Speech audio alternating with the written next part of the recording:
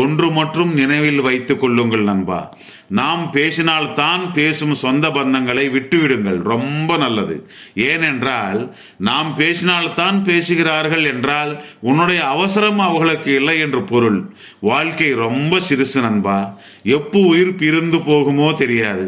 அதனால இருக்கும் வரை சிரித்து சிரிக்க வைத்து வாழ்ந்திட வேண்டும். நாம் இருப்பது நிரந்தரம் அல்ல என்றால் நமக்கு வரும் பிரச்சனைகளும் நிரந்தரம் அல்ல. ஸோ வாழ்க்கையை மகிழ்ச்சியாக அனுபவிப்போம். ரொம்ப யோசிக்காதே.